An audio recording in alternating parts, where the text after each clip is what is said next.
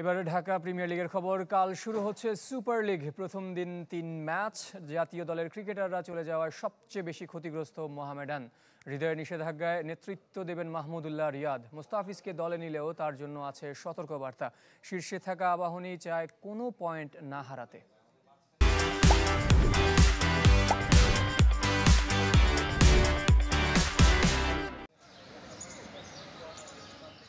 তামিম ইকবালের অসুস্থতা, তাওহিদ হৃদয়ের নিষেধাজ্ঞা, জাতীয় দলের ক্রিকেটারদের না থাকা, সব মিলে সুপার লিগে কঠিন চ্যালেঞ্জের মুখে মোহামেডান।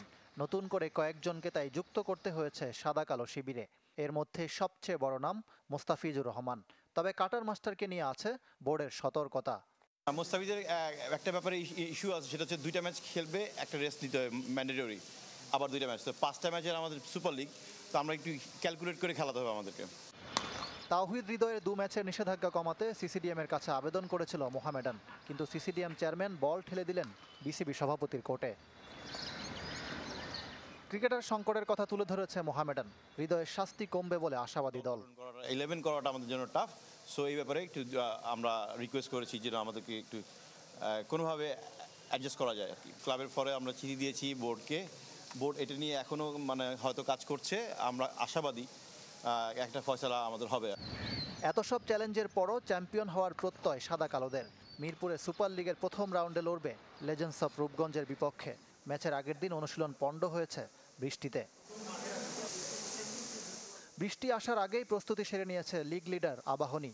শিরোপার দৌড়ে চিরপ্রতিদ্বন্দ্বীদের চেয়ে সুবিধাজনক অবস্থায় আকাশী নীল। জিম্বাবুয়ে সিরিজের স্কোয়াডে বেশি ক্রিকেটার না থাকায় খুব একটা রদবদল করতে হচ্ছে না। শুরু থেকেই এমন পরিকল্পনা ছিল বলে জানান কোচ হান্নান সরকার। আমার জন্য কোনো সারপ্রাইজিং কোনো বিষয় ছিল না, বা হঠাৎ করে একটা ঘটনা এরকমটা না। আমরা জানতাম যে আমাদের এই 3জন প্লেয়ার, যারা শান্ত, মমিনুল এবং নাহিদ, 3জন চলে যাবে। তো আমাদের যেহেতু বাজেটের একটা ব্যাপার ছিল, সেখান থেকে বাজেটের সঙ্গে মিলিয়ে কীভাবে ব্যাকআপ এদের 3জনকে রিপ্লেস করার মতো প্লেয়ার যাদেরকে নেওয়া দরকার, আমরা কিন্তু সেভাবে টিমটা গুছিয়ে রেখেছিলাম। বিকেএসপিতে আবাহনীর প্রতিপক্ষ অগ্রণী ব্যাংক। শিরোপা জেতার আগ পর্যন্ত 1 পয়েন্টও হাতছাড়া করতে চায় না আকাশী নীল। ইকরাম হুসাইন, চ্যানেল 24, ঢাকা।